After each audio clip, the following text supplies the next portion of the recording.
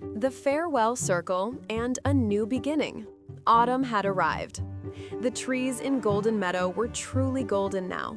Crimson and amber leaves hung like the forest itself was remembering everything good that summer had brought.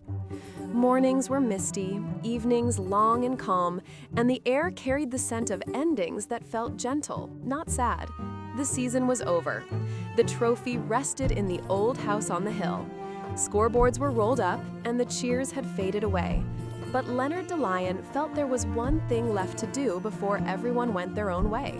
Not another match, not a practice, a gathering. He called everyone to meet where it had all begun, the old field that smelled of mint, pine bark, and memories. The place where they first became more than animals with a ball. They became a team. They arrived by different paths. Kiara came first, as always, not because she was rushing, but because she couldn't stand being far from the others. She carried a basket of pies she'd baked that very night. Torben brought a thermos of raspberry tea and a jar of honey, saying it was his way of pouring gratitude into a cup. Elliot walked slowly, holding a sketchbook close to his chest. Inside were drawings, not of plays or tactics, but of moments, faces, footsteps, laughter, falls. Maurice, as usual, arrived last, not because he was late, but because he had taken the longest route to enjoy the journey. He was calm as a sunset. And Sophia appeared silently, like wisdom itself. No one saw where she flew from, only that suddenly she was there. Leonard stood in the center of the field beneath the oak, watching his team, his friends, come together once more. Not for victory, for meaning. They sat in a circle. No scoreboard, no football, no coach. Just a circle, like when you're young and just want to be close. Leonard began. Today, we're not making plans. We're not deciding who goes where. Today, we remember.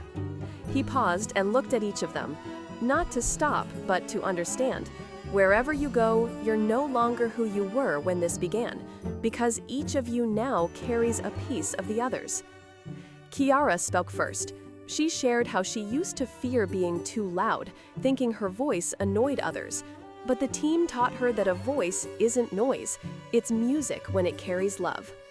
Torben admitted he once invented tricks just to be noticed. Now he did it to lift others, and that, he said, was the difference between being a star and being a spark.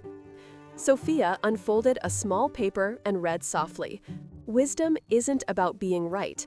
It's about hearing when others are silent and speaking only when your words can be kind. Maurice yawned and said, I didn't get faster, but I learned it's better to arrive where you're needed, even if you walk instead of run. Elliot showed his drawing, a starry sky above a circle of animals connected by invisible threads.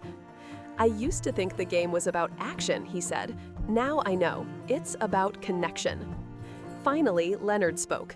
Each of you has left a mark on my heart. You were more than a team. You became a family. Not because you always agreed, but because you learned to listen. He stepped to the center and placed a single golden leaf on the ground. I don't know what comes next. Some of you will coach, some will teach, some will simply live quietly. But I know this, we won't fade from each other. Wherever you are, you'll still hear another's voice. You can do it. I'm here. You're not alone. By tradition, each wrote one word on a leaf to take with them. Kiara, courage. Torben, joy. Maurice, peace. Sophia, wisdom. Elliot, trust. Leonard, love. They placed their leaves together in the center. Leonard looked up at the sky. The wind will carry them, he said. Not to scatter us, but to share what we've learned with the world. Together, they blew gently. The leaves rose, golden, light, full of meaning. They didn't disappear.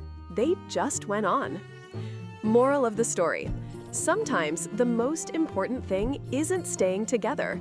It's carrying a piece of one another wherever you go. A team isn't uniforms or games. It's memory, connection, trust, and warmth that remain, even when you're far apart. The farewell circle isn't goodbye. It's a promise not to forget.